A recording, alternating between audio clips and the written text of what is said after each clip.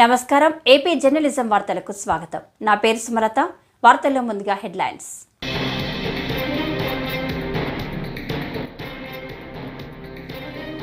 భారీ వర్షాల వలన మన రాష్ట్రంలో కృష్ణా నదిపై ఉన్న ప్రాజెక్టులకు జలకళ వచ్చిందని మంత్రి నిమ్మల రామానాయుడు.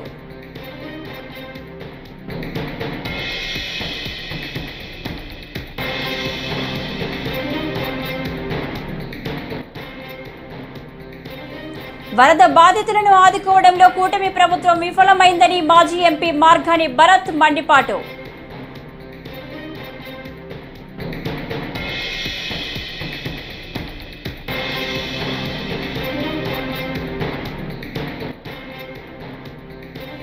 కృష్ణా నదిపై మొత్తం 6 బ్రిడ్జీలు వస్తాయని మంత్రి నారాయణ స్పష్టం.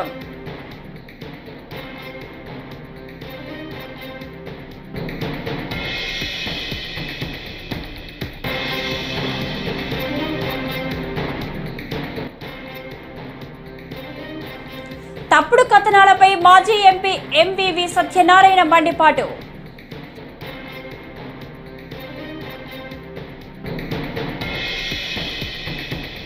ఇక డీటెయిల్స్ చూస్తే, కృష్ణా నది పరివాహక ప్రాంతంలో కురుస్తున్న భారీ వర్షాల వలన మన రాష్ట్రంలో కృష్ణా నదిపై ఉన్న ప్రాజెక్టులకు జలకళ వచ్చిందని పాలకొల్లు ఎమ్మెల్యే రాష్ట్ర జలవనరుల శాఖ మంత్రి నిమ్మల రామానాయుడు తెలిపారు. వెలగపూడి సచివాలయంలోని ఆయన ఛాంబర్లో శుక్రవారం ఆయన మీడియాతో మాట్లాడారు. వరద నీటిని సమర్థవంతంగా వినియోగించుకోవాలని సూచించారు. పాత్రికేయ మిత్రులందరికీ కూడా నమస్కారాలు తెలియజేసుకుంటూ, కృష్ణా నది పరివాహక ప్రాంతంలో కురుస్తున్నటువంటి వర్షాలతోటి కృష్ణా నది మీద ఉన్నటువంటి ప్రాజెక్టులన్నీ కూడా జలకళతో ఉండడం చాలా చాలా సంతోషం. ఇప్పటికే ఆ కృష్ణమ్మ తల్లి యొక్క ఆశీర్వాదంతో శ్రీశైలం ప్రాజెక్టు నిండుకుని రేపు రాబోయేటువంటి 2-3 రోజుల్లో నాగార్జున సాగర్ ప్రాజెక్టు కూడా నిండుకోవడం మనందరం కూడా చూస్తాం.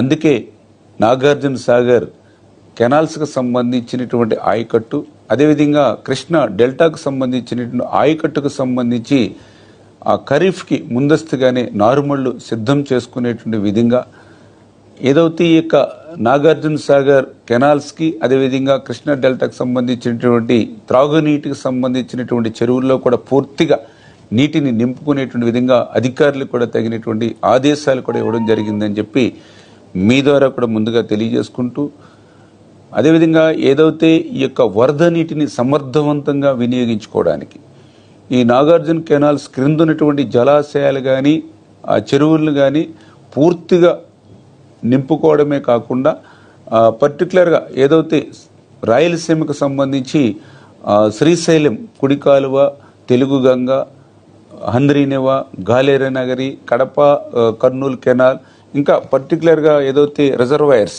వెలిగోడు, గారకొల్లు, బ్రహ్మంగారి మఠం, జీడిపల్లి, గండికోట, చిత్రావతి, మైలవరం వంటి రిజర్వాయర్స్, అదేవిధంగా పెన్నా నది మీద ఉన్నటువంటి సోమశీల, కండలేరు వంటి రిజర్వాయర్స్, ఇట్లా ఏదైతే ఈ యొక్క వరద నీటిని సమర్థవంతంగా ఈ యొక్క జలాశయాల్లోనూ, రిజర్వాయర్స్లోనూ, చెరువుల్లోనూ నింపుకోవడం ద్వారా ఇమ్మీడియట్లీ ప్రస్తుతం ఈ యొక్క సాగునీరు అందించడంతో పాటుగా రాబోయేటువంటి 2-3 నెలలకు కూడా నీరు మరి ఉంచుకునేటువంటి విధంగా ఈ యొక్క జలాశయాలు, ఈ రిజర్వాయర్స్ నింపుకునేటువంటి విధానంలో మరి అధికారులందరూ కూడా శ్రద్ధ పెట్టాలని చెప్పేసి కూడా ఇప్పుడే అందరికీ కూడా ఆదేశాలు ఇవ్వడం జరిగిందని చెప్పి మీ ద్వారా అందరికీ కూడా తెలియజేసుకుంటూ ఉన్నాను.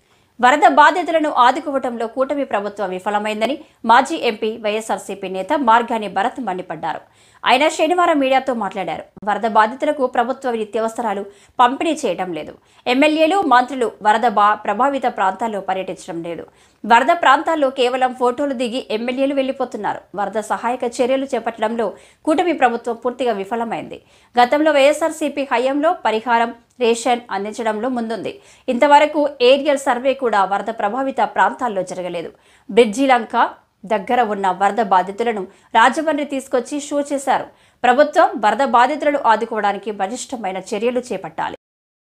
మూడో ప్రమాదిక హెచ్చరిక వచ్చేదాకా కూడా అక్కడ ఏ రకమైన ఇబ్బందులు ఉండేది కాదు, ఏదో అడపాదడప ఉన్నప్పటికీ కూడా. కానీ ఇవాళ ఫస్ట్ వార్నింగ్ వచ్చినప్పుడే, ఇక్కడ ధవళేశ్వరం దగ్గర ఫస్ట్ వార్నింగ్ వచ్చినప్పుడే మొత్తం ఆ ప్రాంతానికి కొన్ని గ్రామాలకి రాకపోకలు పూర్తిగా కట్ అయిపోయిన పరిస్థితులు. అసలు ఏ రకంగా సహాయక చర్యలు చేస్తున్నారో నిజంగా మాకు ఆశ్చర్యం అనిపిస్తూ ఉంది. ఒకటి అదృష్టం ఏంటంటే నిన్న ధవళేశ్వరం దగ్గర మొదటి ప్రమాదక హెచ్చరికను కూడా వారు తీసేయడం జరిగింది. మరి దీని తర్వాత వచ్చే పరిణామాలు ఏ రకంగా ఉంటాయి, అంటువ్యాధులు ఏ రకంగా ప్రబలంగా జరుగుతాయి, మరి ఇవన్నిటి గురించి కూడా ప్రభుత్వం తక్షణమే కలెక్టర్లని అధికారులని ఆదేశించి శానిటేషన్కి సంబంధించి కానీ ఎక్కడైతే కొన్ని ప్రాంతాలకి రాకపోకలు కట్ అయినాయో ఇవన్నిటిపైన కూడా దృష్టి సారించాల్సిన అవసరం ఉందని కూడా ఈ సందర్భంగా తెలియపరుస్తున్నాను. మరి నాకు ఒకటి అర్థం కానిది ఏంటంటే ప్రతి సోమవారం పోలవరం అన్న చంద్రబాబు నాయుడు గారు మరి సహాయక చర్యలు ఏ రకంగా జరుగుతూ ఉన్నాయి, వరదల్లో చిక్కుకున్న బాధితులు ఏ రకంగా ఉన్నారు అని ఇప్పుడు దాకా చాపర్ పైన హెలికాప్టర్ పైన సర్వే చేసిన సందర్భాలు కనబడలా. మరి ఒక్కసారి రాష్ట్ర ప్రజలందరూ కూడా గమనించండి. ఇప్పుడు అక్కడ పోలవరం దగ్గర జనరల్గా జరిగే వర్కులుకే ఈయన సోమవారం పోలవరం అని వెళ్తూ ఉన్నాడు. మరి ఇక్కడ ఇంత ఘటనలు జరుగుతూ ఉన్నాయి. మరి జరుగుతున్నప్పుడు ఈయన ఏ రకంగా కృష్ణా నదిపై మొత్తం 6 బ్రిడ్జీలు వస్తాయని మంత్రి నారాయణ అన్నారు. వెలగపూడి సచివాలయంలో ఆయన విలేకరులతో మాట్లాడారు. నిర్మించబోయే 6 బ్రిడ్జీలు ఐకానిక్ బ్రిడ్జి తరహా ప్లాన్ చేయాలని చంద్రబాబు చెప్పినట్లు మంత్రి పేర్కొన్నారు. అమరావతిలో భూములు కేటాయించబడిన ఆయా సంస్థలు ఇక్కడి ఏర్పాటు చేసేలా ఇప్పటికే సిఆర్డీఏ కమిషనర్ వారితో సంప్రదింపులు జరిపారని, తాను మరోసారి వారితో మాట్లాడతారని చెప్పారు. అయితే అప్పుడు ఏదైతే చెప్పామో దాన్ని గత 5 సంవత్సరాల్లో వైసీపీ ప్రభుత్వం చేయలేదు. రైతులు చాలా ఇబ్బందులు పడ్డారు, మానసికంగా ఒత్తిడికి లోనయ్యారు, ఫైనాన్షియల్గా కూడా ఇబ్బంది పడ్డారు, కోర్టుకు పోయారు, కోర్టులలో సఫర్ అయ్యారు. అందులో వాళ్ళకి ఏదైతే యాన్యుటీ ఉందో యాన్యుటీని పెన్షన్స్ ఈ రెండింటినీ మరొక 5 సంవత్సరాలకి పొడిగిచ్చేదానికి ఈరోజు అథారిటీ తీసుకున్నది. రింగ్ రోడ్ ఒకటి, అవుటర్ రింగ్ రోడ్ ఒకటి 2 వస్తున్నాయి. అది కాకుండా వెస్ట్రన్ బైపాస్ రోడ్ వస్తుంది. సో ఇన్నర్ రింగ్ రోడ్కి లెఫ్ట్ సైడ్ ఒక బ్రిడ్జ్ వస్తుంది, రైట్ సైడ్ ఒక బ్రిడ్జ్ వస్తుంది. అవుటర్ రింగ్ రోడ్కి లెఫ్ట్ సైడ్ ఒక బ్రిడ్జ్ వస్తుంది, రైట్ సైడ్ ఒక బ్రిడ్జ్ వస్తుంది. ఇప్పుడు ఈస్టర్న్ బైపాస్ వచ్చింది, దానికి ఒక బ్రిడ్జ్ వస్తుంది. అంటే వెస్ట్రన్ బైపాస్ వచ్చి పడుతుంది. అంటే మరొక 6 బ్రిడ్జిలు ఈ కృష్ణా రివర్ మీద వస్తున్నాయి. 6 బ్రిడ్జిలు. వీటిలన్నింటినీ కూడా ఐకానిక్గానే చేయమని ముఖ్యమంత్రి గారు ఆదేశించారు.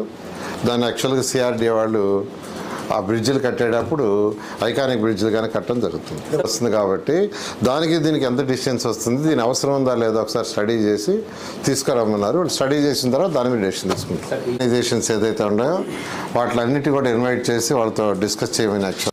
తప్పుడు కథనాలపై మాజీ ఎంపీ ఎంవీవీ సత్యనారాయణ మండిపడ్డారు. తన కుటుంబాన్ని కిడ్నాప్ చేసి హేమంత్ అనే వ్యక్తి వేధించాడు. హేమంత్ తనకు సంబంధం ఉందంటూ ప్రచారం చేస్తున్నారని ధ్వజమెత్తారు. శనివారం ఆయన మీడియాతో మాట్లాడుతూ తనకు హేమంత్ ఎవరో తెలియదని స్పష్టం చేశారు. నా కుటుంబాన్ని కిడ్నాప్ చేసిన ఘటనపై మళ్లీ విచారణ జరపాలని కోరుతున్నా. హేమంత్ సంతకం లేని ఒక ఉత్తరాన్ని బయటకు తెచ్చి తప్పుడు ప్రచారం చేస్తున్నారు. హేమంత్కు ఖరీదైన కార్లు, బంగళాలు ఇస్తే అవి ఎక్కడ ఉన్నాయో చూపించాలి. నిరాధార ఆరోపణలతో నన్ను మానసికంగా వేధిస్తున్నారు. నాపై చేసిన ఆరోపణలు నిరూపించాలి అంటూ ఎంవీవీ సత్యనారాయణ సవాల్ విసిరారు. కేసు పెడితే ఇక్కడ రిజిస్టర్ చేసిన మీద ఎఫ్ఐఆర్ అదేనండి. కొన్ని సంతకాలు పెట్టించానంటారు, కరెక్ట్. వైట్ పేపర్ సంతకాలు పెట్టించాను. దానికి ఏదో నేను దగ్గరుండి పెట్టించినట్టు ఏదో ఆధారం ఏదో ఉండాలి కదా. ఏముంది? అదే ఏది బెదిరించాను అంటే ఇన్ని సంవత్సరాలు కనపడలేదు. ఇప్పుడు పెట్టించిన సంతకాలు నేను అతనితో 2019 ప్రభుత్వం మారిన తర్వాత అప్పుడు గుర్తొచ్చింది. అంతకుముందు అదే వ్యక్తి డబ్బులు తీసుకుని అతను కావాల్సిన కాంపెన్సేషన్ తీసుకున్నాడు, డబ్బులు సెటిల్మెంట్ చేసుకున్నాడు, కోర్టులో కేసులు విత్డ్రా చేసుకున్నాడు. అతని కోర్టులో నాకు ఏ విధంగా సంబంధం లేని ఎఫిడవిట్లు వేసాడు, అతను కేసులు విత్డ్రా చేసుకున్నాడు. అదే వ్యక్తి. ఆ డీటెయిల్స్ మొత్తం మీకు పంపిస్తాను. ఒకరోజు ఎవరైనా కావాలంటే మొత్తం ఏం జరిగిందో జీబీ గారికి తెలుసు నాకంటే ఎక్కువ. కాబట్టి అతను కేసు పెట్టడం, కేసు విచారణ చేయకుండా నా మీద ఎఫ్ఐఆర్ నమోదు చేయడం కూడా చాలా దారుణమైన పరిస్థితి. దాని మీద కోర్టులో పోరాటం చేస్తా ఉన్నాం. దాని మీద హైకోర్టుకి వెళ్ళాం, సుప్రీంకోర్టు కూడా వెళ్ళాం. కేవలం కక్షతో అతను చేసిన పని తప్ప ఏమీ కాదనే ఉద్దేశం రేపు భవిష్యత్తులో కోర్టుకి వెళ్ళకపోతుంది.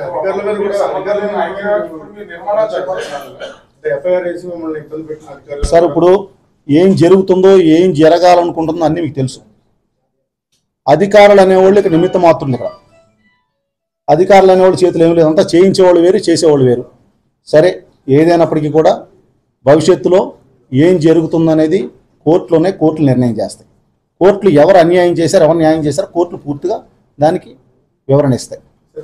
విశాఖలో రియల్ ఎస్టేట్ కి సంబంధించి ఎటువంటి ఆరోపణలు ఫస్ట్ ఎంఈవి పేరే బయటకు వస్తుంది. అంటే ఎంఈవి తప్ప ఇక వేరే ఎవరు వ్యాపారం చేయట్లేదా, లేకపోతే ఎందుకు ఎంఈవిని ఎందుకు టార్గెట్ చేస్తారు? నేను విశాఖపట్నంలో 100 అపార్ట్మెంట్లు కట్టానండి. ఏ ఒక్కరు 10 మించి కట్టలేదండి. ఏ వీధిలో చూసినా ఎంఈవి అపార్ట్మెంట్స్ ఉంటాయండి. ఏ రోడ్డుకి వెళ్ళినా నా బిల్డింగ్లు ఉంటాయండి. విశాఖపట్నంలో ఇండస్ట్రీ, బిల్డింగ్ కన్స్ట్రక్షన్ ఇండస్ట్రీ అంటే దానికి ఒక రూపం తీసుకొచ్చి ఈ లెవెల్ తీసుకొచ్చిన వ్యక్తిని నేను. ఎంతోమంది వేల మంది కార్మికులు పోతాను, ఎంతోమందికి ఇల్లులు కట్టించాను. కాబట్టి నేను రాజకీయాల్లో రాకపోయింటే నా మీదకి ఇవాళ రారెవరు. నేను ఎంపీగా ఉన్నాను కాబట్టి ప్రతిపక్షాలు ఆరోపణలు చేయడానికి నేను మనిషిగా కనిపిస్తా ఉన్నాయి పార్టీలో.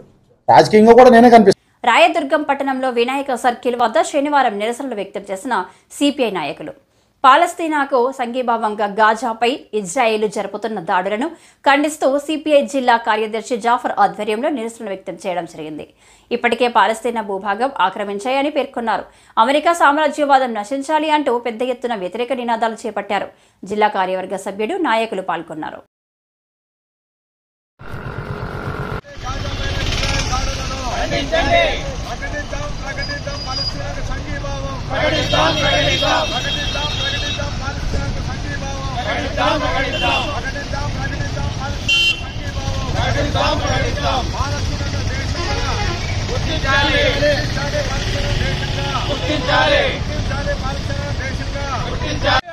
సామ్రాజ్యవాదము నశించాలి, అమెరికా సామ్రాజ్యవాదము నశించాలి, అమెరికా సామ్రాజ్యవాదము నశించాలి, అమెరికా సామ్రాజ్యవాదము. దేశవ్యాప్తంగా వామపక్ష పార్టీలు పాలస్తీనాకు సంఘీభావం ప్రకటిస్తూ గాజా పైన ఇజ్రాయెల్ దాడులను ఖండిస్తూ ఇవాళ నిరసన కార్యక్రమాన్ని రాయదుర్గం పట్టణంలో ఇక్కడ చేస్తూ ఉన్నాం. ఇవాళ ప్రపంచంలో ఇవాళ అమెరికన్ సామ్రాజ్యవాదం ఇవాళ ఇజ్రాయెల్కు అనుకూలంగా ఉండడం ద్వారానే ఇవాళ గాజా పైన దాడులు చేస్తూ ఉన్నారు. ఇవాళ పాలస్తీనా యొక్క భూభాగాన్ని ఆక్రమించుకొని ఇప్పటిదాకా 39,000 మందిని, చిన్న పిల్లలు, వృద్ధులను ఇవాళ హతమార్చడం జరిగింది. ఒక విధ్వంసకరమైనటువంటి పరిస్థితుల్లో ప్రపంచంలో అన్ని దేశాలు కూడా పాలస్తీనాకు అనుకూలంగా ఇవాళ ర్యాలీలు, నిరసన కార్యక్రమాలు చేపడుతున్నా కూడా ఐక్యరాజ్య సమితి ఇవాళ ప్రశ్నించినప్పటికీ కూడా పెడజమని పెట్టి ఇవాళ ఇజ్రాయెల్ దాడులు. ఆస్తి కోసం సొంత అన్నను హత్య చేసిన కేసులో నిందితులను అరెస్టు చేసినట్లు కోడుమూరు సిఐ మన్సూరుద్దీన్ తెలిపారు. సిఐ తెలిపిన వివరాలు ఇలా ఉన్నాయి. నంద్యాల పెద్ద ధనవాడకు చెందిన మృతుడు చిన్న శేషిరెడ్డితో సోదరులకు కొన్నేళ్లుగా పొలం పంపకాల విషయంలో తగాదాలు నడుస్తున్నాయి. ఈ నేపథ్యంలో చిన్న శేషిరెడ్డిని చిన్న నాగిరెడ్డి, మహేష్, తిమ్మారెడ్డి, జనార్దన్లు ఆస్తి కోసం హత్య చేయడంతో నలుగురిని అరెస్టు చేశారు.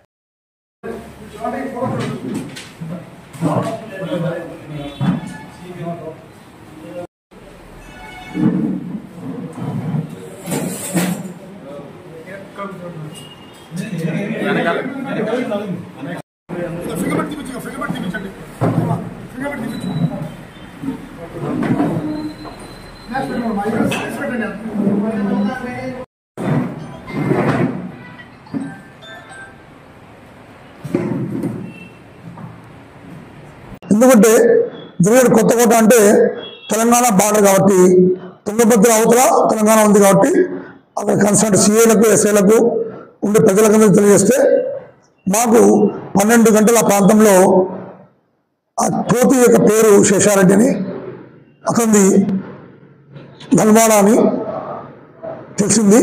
ఇతనికి మా తమ్ముల మధ్యలో 1.10 సెంట్ల 1 ఎకరా 10 సెంట్ల స్థలం మీద గొడవలు నాని గత 3 నెలల ముందు 2 కేసులు రాజుల్లో కట్టడం జరిగిందని సమాచారం పైన వెంటనే వాళ్లకు ఎస్ఐ ద్వారా వాళ్ళ యొక్క కొడుకుని పిలిపించడం జరిగింది.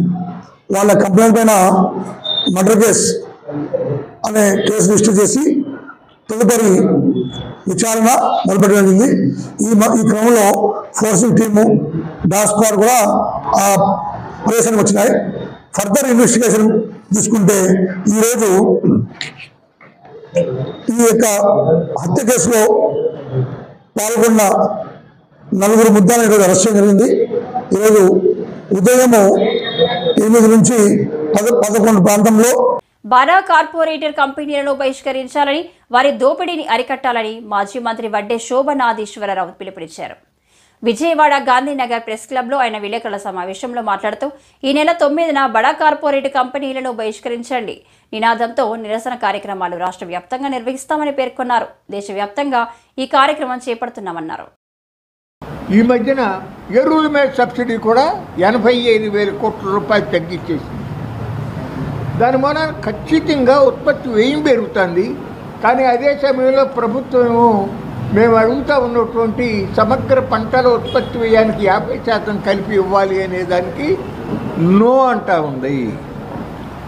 అందువలనే మేము ఈ ప్రభుత్వానికి వ్యతిరేకంగా, అంతేకాదు సామాన్యమైన ప్రజానీకానికి ఆహార సబ్సిడీ మీద పెట్టేటటువంటి దాంట్లో కూడా 70,000 కోట్ల రూపాయలు మొన్న బడ్జెట్లో కోత పెట్టినటువంటి పరిస్థితి జరిగింది.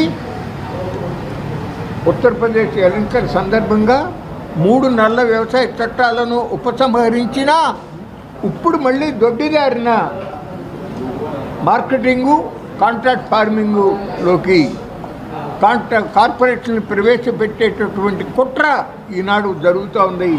50,000 కోట్ల రూపాయలు రాష్ట్రాలకి వ్యవసాయ సంస్కరణలు అమలు చేస్తే ఇస్తాము అనేటటువంటి ప్రతిపాదన తెర వెనుక నడుస్తూ ఉంది. అందువలనే ఈ విధంగా రైతులు, సామాన్య ప్రజానీకం అందరి యొక్క ప్రయోజనాలని కార్పొరేట్లకు కట్టబెడతా ఉన్న పరిస్థితుల్లోనే మేము కార్పొరేట్లని బహిష్కరించాలి, వాళ్ళని కట్టడి చేయాలి అనేటటువంటి నినాదం. ఎస్సీ వర్గీకరణ అంశంపై సుప్రీంకోర్టు ఇచ్చిన తీర్పు చారిత్రాత్మకమని గుంటూరు పార్లమెంటు ఎస్సీ సెల్ అధ్యక్షులు వేమూరి మైనర్ బాబు అన్నారు. ఎస్సీ వర్గీకరణపై సుప్రీంకోర్టు తీర్పుతో మంగళగిరి టీడీపీ కార్యాలయం ఎంఎస్ఎస్ భవనంలో దళిత నాయకుల సంబరాలు నిర్వహించారు. ప్రధాని Narendra Modi, CM Chandrababu, deputy CM Pawan Kalyan, Mandakrishna Madiga న్యాయవాదులకు కృతజ్ఞతలు తెలిపారు. అందరికీ జై Bhim. AP SC ST BC and minorities ఐక్య వేదిక SC ST BC and minorities అందరూ ఐక్యతతో ఉండి ఐక్య పోరాటాలు చేసి రాజ్యాధికారాన్ని సాధించడమే ప్రధాన లక్ష్యంగా ముందుకు సాగుతుంది. ఈ క్రమంలో మనలో ఎవరిని ఏ పేరు పెట్టి విభజించినా సరే దాన్ని ఐక్యవేదిక ఖచ్చితంగా ఖండిస్తుంది. రిజర్వేషన్ల నెపంతో నిన్న సుప్రీంకోర్టులో వచ్చినటువంటి మన యొక్క విభజన రిజర్వేషన్ వర్గీకరణ అనేటువంటి తీర్పుని మేము వ్యతిరేకిస్తున్నాము. ఎందుకంటే ఇది విభజించు పాలించులాగా కొంతమంది రాజకీయ నాయకుల యొక్క ఆటలో మనం పావులుగా మారిపోయే పరిస్థితి వస్తుంది. నిజంగా పేదలైనటువంటి దళితులకు, పేదలైనటువంటి బీసీలకు, పేదలైన ముస్లింలకు రిజర్వేషన్ ఫలాలు, ఆర్థిక ఫలాలు, అదేవిధంగా ఉద్యోగ ఫలాలు సమానంగా అందాలనుకుంటా అని నిజమైనటువంటి చిత్తశుద్ధి ఈ రాజకీయ నాయకులకి, పాలకులకు కనుకుంటే జనాభా ప్రాతిపదికన జనాభాని లెక్కించి రిజర్వేషన్ పర్సంటేజ్ని పెంచండి. అప్పుడు అన్ని కులాల్లో ఉన్నటువంటి పేదలకు నిజమైనటువంటి ఆర్థిక మరియు ఉద్యోగ, సామాజిక భద్రత మరియు ప్రయోజనము కల్పించిన వాళ్ళు అవుతారు. అంతేగాని ఒక విస్తర వేసి అన్నదమ్ములు కలిసి తింటున్నటువంటి ఆ ఇస్తర్ని సరిపోవట్లేదనేటువంటి ఒక నెపంతో నిజమైన చిత్తశుద్ధి ఉండేది సరిపోవట్లేదు అనుకుంటే ఇంకొక ఇస్తర వేయాలి, లేదా ఆ ఇస్తర్ని పెద్ద చేయాలి. అంతేగాని ఆ ఇస్తర్ని ముక్కలు చేసి మీరు కొట్టుకు చావండి అని చెప్పేసి చెప్పడం అనేది సరైనటువంటి విధానం కాదు. ఇక్కడ మేము ఎవరికి దేనికి వ్యతిరేకం కాదు, కేవలం మమ్మల్ని విభజించడం అనేటువంటి అంశంలో గట్టిగా మేము వ్యతిరేకిస్తున్నాము, దీన్ని ఖండిస్తున్నాము. దీన్ని పాలకులు కానీ అలాగే సుప్రీంకోర్టు కానీ పునరాలోచించి ఈ రిజర్వేషన్ యొక్క ఈ విభజనని తొలగించి మరలా రద్దు చేసి రిజర్వేషన్ యొక్క శాతాన్ని పెంచేటువంటి దిశగా పయనించాలని చెప్పేసి ముందుకు వెళ్ళాలని చెప్పేసి డిమాండ్ చేస్తున్నాము. మదనపల్లె మెడికల్ కళాశాలలో పనిచేస్తున్న జనరల్ డ్యూటీ అటెండర్కు 13 నెలలుగా జీతాలు ఇవ్వలేదు. దీంతో వారు ఆసుపత్రి ఎదుట శుక్రవారం నిరసన తెలిపారు. అన్నమయ్య జిల్లా మదనపల్లె అధికారులకు తమ గోడును చెప్పుకున్నా ఇంతవరకు పట్టించుకోలేదని వాపోయారు. భార్యా పిల్లలతో మదనపల్లెకు వచ్చి పస్తులు ఉంటున్నామని జీడీఏ ఉద్యోగి మల్లికార్జున కంటతడి పెట్టాడు. అందరికీ నమస్కారం అండి. మేము ఇక్కడ ఏరియా హాస్పిటల్లో నుంచి మల్లికార్జున ఇక్కడ ప్రభుత్వ గవర్నమెంట్ హాస్పిటల్ మదనపల్లిలో నేను జీడీగా వర్క్ చేస్తున్నాను. నేను 2023 ఆగస్టు 23 తేదీ జాయిన్ అయినాను. నాకు ఇంతవరకు ఒక శాలరీ కానీ ఇవ్వలేదు. ఆఫీస్ వాళ్ళు ఎన్నిసార్లు అడిగినా పట్టించుకోవట్లేదు. ఇప్పుడు నాకు 11 నెలలు కంప్లీట్ అయిపోయి 12 నెలలు జరుగుతుంది. అయినా ఇంతవరకు ఒక జీతం కానీ ఇవ్వలేదు నాకు. మేము కలకడ మాది, కలకడ నుంచి ఇక్కడ వచ్చి ఫ్యామిలీస్ పెట్టుకొని ఉంటాము. మాకు ఆర్థిక చాలా ఇబ్బందిగా ఉండదు. మాకు దయచేసి శాలరీస్ ఇవ్వాల్సిందిగా కోరుతున్నాము. ఎవరైనా పై ఆఫీసుల్లో మాపై దయవించి త్వరగా శాలరీస్ చేయాల్సిందిగా కోరుతున్నాము. నమస్కారం. మేము గత 10 సంవత్సరాలుగా మదనపల్లి ఏరియా హాస్పిటల్లో వర్క్ చేస్తున్నాము. ఫిమేల్ నర్సింగ్ అసిస్టెంట్గా వర్క్ చేస్తున్నాము. మాతో పాటు 18 మంది పాత వాళ్ళు ఉన్నారు. కొత్త వాళ్ళు దాదాపు ఒక 40 మెంబర్స్ వరకు ఉన్నారు. మా శాలరీస్ ఎందుకు రాలేదని ప్రతిసారి మేము ఆఫీస్ చుట్టూ తిరుగుతున్నప్పుడల్లా పాత వాళ్ళని కొత్త వాళ్ళని మిస్ చేశాము. వాళ్ళల్లో కలిపేసిన దానివల్ల మీకు కూడా కోడ్ లేదు, ఆ కోడ్ ఓపెన్ అయ్యే వరకు మీకు శాలరీస్ పెట్టమనేసి అంటున్నారు. కానీ ఇప్పటి వరకు అయితే మాకు సపరేట్ అయితే కోడ్ చేయలేదంట. మేము దాదాపు లాస్ట్ ఇయర్ మాకు శాలరీస్ పెట్టే సార్ వాళ్ళని కూడా అడిగాము. అడిగితే మీది సపరేట్గానే ఉంటుందమ్మా, మీ కోడ్తో ఏం ప్రాబ్లం లేదు. ఇప్పుడు చుట్టుపక్కల హాస్పిటల్లో అంతా కూడా పాత కోడ్లతోనే మేము శాలరీస్ వేయడం జరిగింది. మీకు కూడా మీ ఆఫీస్ వాళ్ళు పెడితే తప్పకుండా పడుతుందనే చెప్తున్నారు. అదే విషయం పదే మేము ఆఫీస్ వాళ్ళకు కూడా వచ్చి చెప్తూనే ఉన్నాము. మాకంటూ ఒక కోడ్ ఉంటుంది, దాంట్లో మాకు శాలరీస్ పెట్టచ్చు అనేసి. ఏడీ మేడం దగ్గరికి వెళ్తే సూపరింటెండెంట్ సార్ దగ్గర, సూపరింటెండెంట్ సార్ దగ్గర వెళ్తే ఆర్ఎంఓ సార్ దగ్గర, ఆర్ఎంఓ సార్ వెళ్తే ఏఓ సార్ దగ్గరికి ఇలాగే తిప్పిస్తున్నారు. ఏదైనా అడిగినప్పుడు ఆఫీస్లో జూనియర్ అసిస్టెంట్లను పిలిచి మీరు మెసేజ్ పెట్టినారా, వాళ్ళకు మెసేజ్ మీకు రిప్లై వచ్చిందా అని అడుగుతున్నారు. వాళ్ళు పెట్టారో లేదో మా కళ్ళకైతే మాకు ఇంతవరకు ఇది పెట్టాము, ఇది చూడండి అని అయితే చూపించలేదు. ఖచ్చితంగా వాళ్ళు ఆఫీస్ తరఫు నుంచి ఏదైనా పెడితే మాత్రము వితిన్ 5 సెకండ్స్ 10 సెకండ్స్లోనే రిప్లై వస్తుంది అనేది కూడా మాకు తెలుసు. ఇప్పుడు మేము వేరే సార్ దగ్గర కూడా అదంతా సెల్లో నుంచి చూసాము. కానీ మా సీలర్స్ మా శాలరీస్ మాకు పెట్టాలనే మేము ప్రతి ఒక్కరిని కోరుకుంటున్నాము. ఎమ్మెల్యే సార్ దశాబ్ద కాలంకు పైగా నేత్రదానంపై అవగాహన కార్యక్రమాలు చేపట్టడంతో దాతలు ముందుకు వస్తున్నారని, అలాగే అవయవ దానంపై అవగాహన కల్పించాల్సిన అవసరం ఉందని ఎమ్మెల్యే బోండా ఉమా అన్నారు. తుమ్మలపల్లి కళాక్షేత్రంలో శుక్రవారం జరిగిన అవయవ దాన అవగాహన కార్యక్రమంలో ఆయన మాట్లాడుతూ దాతల సంఖ్య 100 నుండి 1000కు పెంచాల్సిన అవసరం ఎంతైనా ఉందన్నారు. క్లిష్టమైన అవయవ దాన ప్రక్రియను సుసాధ్యం చేసి చూపిస్తున్న వైద్యులకు ధన్యవాదాలు తెలిపారు. అవగాహన ఉండేది కాదు. దాని తర్వాత దీని మీద మీడియా ప్రభావం చాలా ఉంది. మీడియా ద్వారా